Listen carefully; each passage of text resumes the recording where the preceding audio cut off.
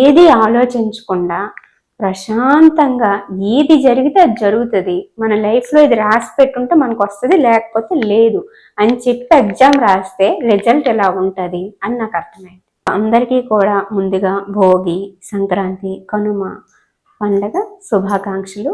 So మనకి job రాలేదు, మనం తెచ్చుకోలేదు అనే బాధతో పండగని మిస్ చేసుకోవద్దు.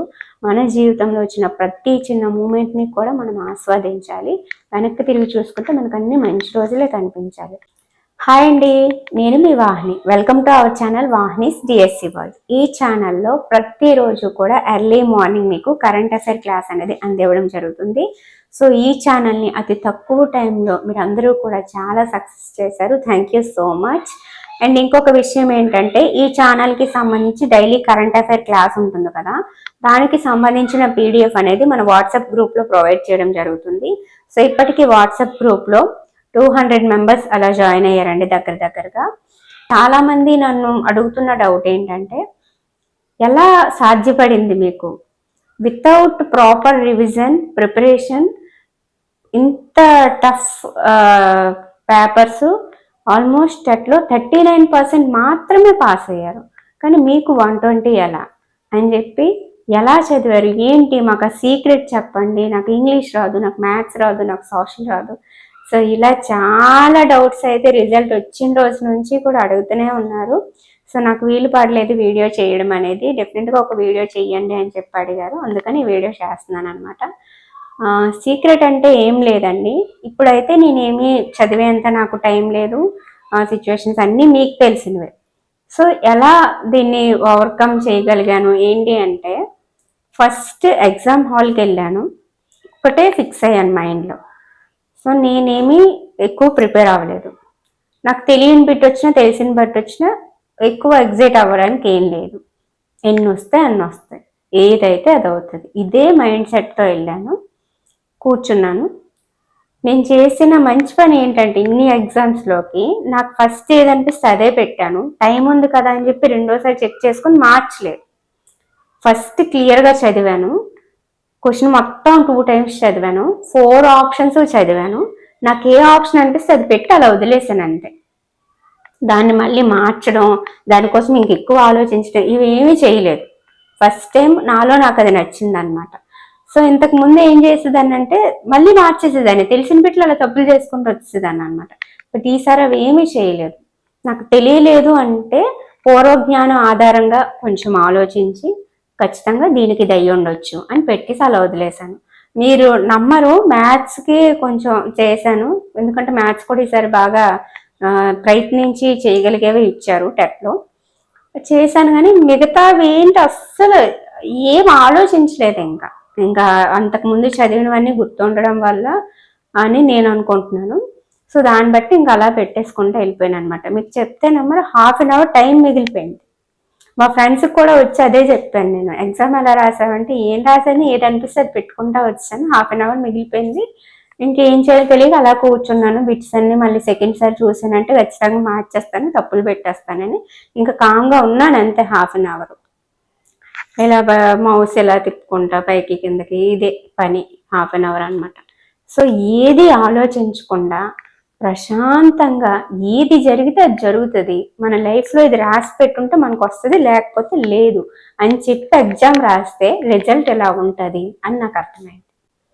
ఎక్కువ ఆలోచించి స్ట్రెస్ తీసుకొని బాధపడి రిజల్ట్ కోసం భయపడి ఇక్కడ వచ్చి నీ ఒక్క బిట్ తప్పు చేస్తే జాబ్ వెళ్ళిపోద్ది, ఈ బిట్ నాకు రాదు అనే థాట్ మనం మైండ్లోకి తీసుకుంటే మనం వచ్చింది కూడా తప్పు చేస్తాం. ఇది నేను తెలుసుకోగలిగాను అనమాట ఈ ఎగ్జామ్ ద్వారా. సో అదే నేను ఫాలో అయ్యాను. ఎగ్జామ్ రాసేటప్పుడు ట్రిక్ ఇది. సో ఇప్పుడు ఎలా ప్రిపేర్ అవ్వాలి?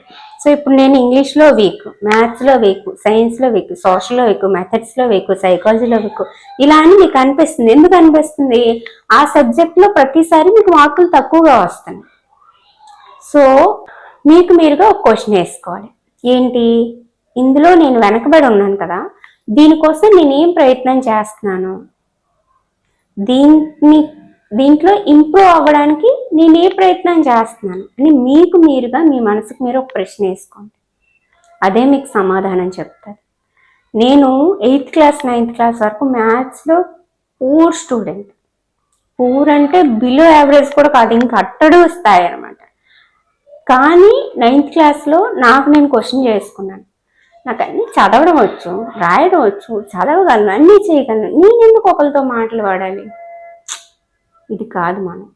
ఇది కాదు మనం ప్రయత్నిద్దాం, ఎందుకు రాదు, నేర్చుకుందాం, టైం పడుతుంది అని చెప్పి కింద నుంచి వెళ్ళా.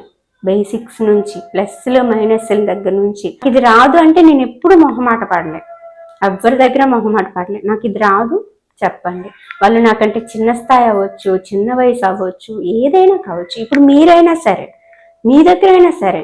సో నాకు ఏదైనా రాకపోతే ఓకే, నాకు మిగతావన్నీ వచ్చు కానీ ఇది రాదు కొంచెం చెప్పవా, ఈ టైప్ అనమాట.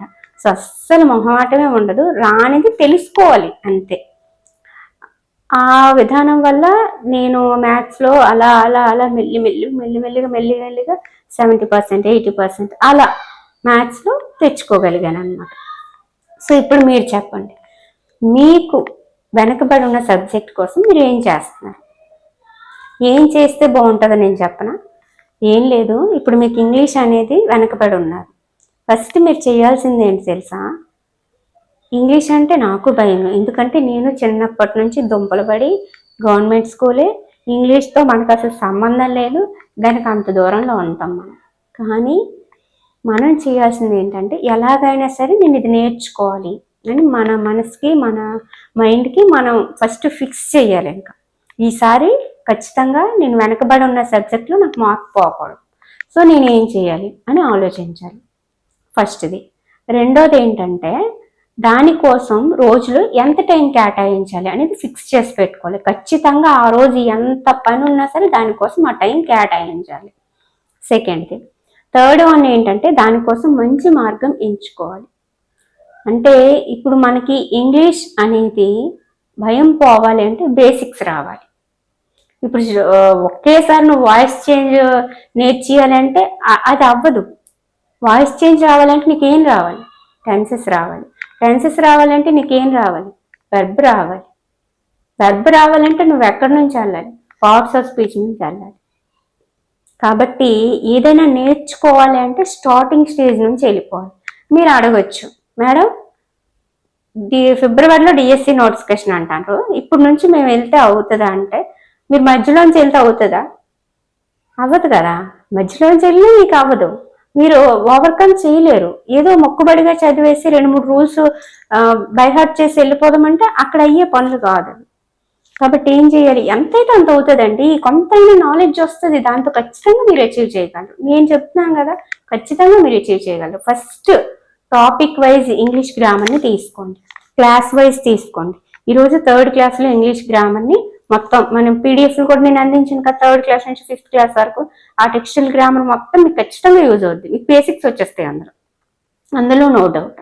చూస్తారు, చూసి ఫస్ట్ అవన్నీ మెల్లిమెల్లిగా నేర్చుకుంటారు. ఆ 3 to 5 టెక్స్టైల్ గ్రామర్ చదవడానికి మీకు ఒక 5 days తీసుకోండి, ప్రాబ్లం ఏం లేదండి. రోజుకు 2 hours 1.5 hours చొప్పున 5 days తీసుకొని జాగ్రత్తగా నేర్చుకోండి.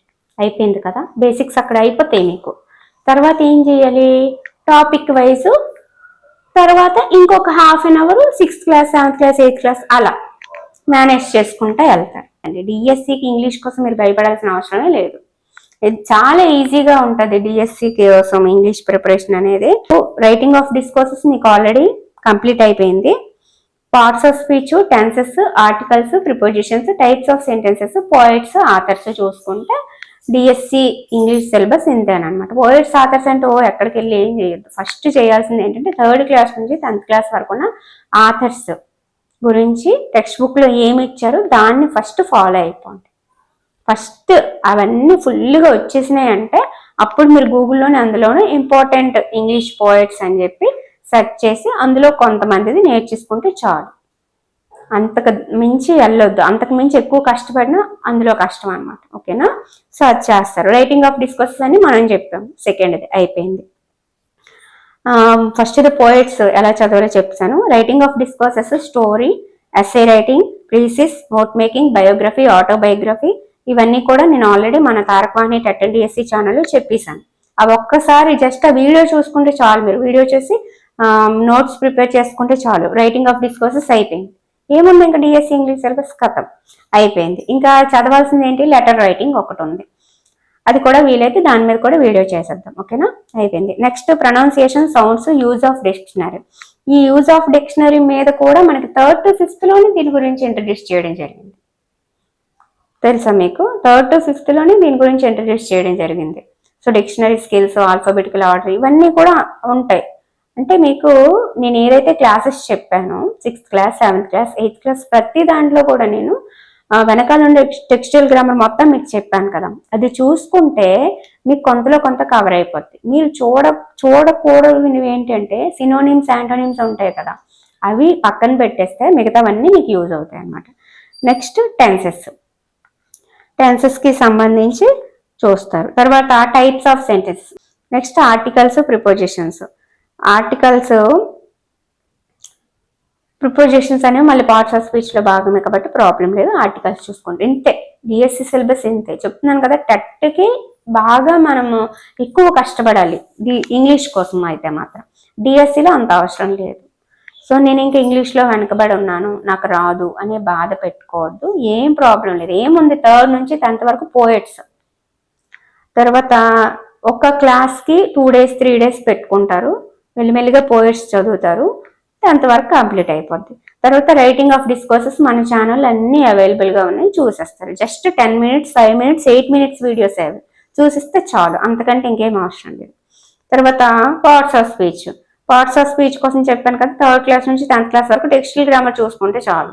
ఇంకా అంతకు మించి ఎందుకంటే మనకి బేసిక్స్ ఇంపార్టెంట్ అని చెప్పాను కదా, సో అక్కడ వచ్చేసిన తర్వాత మళ్ళీ మీరు topic wise parts of speech చూసుకోవచ్చు. తర్వాత tenses, types of sentences, articles, prepositions, ఇంతే డిఎస్సి సిలబస్.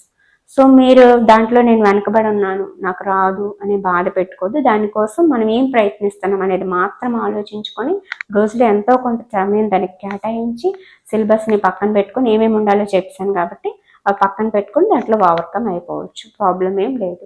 ఇది విషయం. అయిపోయిందా? ఇంగ్లీష్ గురించి భయం పోయిందా? పోయి ఉంటుంది. తర్వాత మ్యాథ్స్కి సంబంధించి ఓన్లీ 6 chapters ఉంటాయి.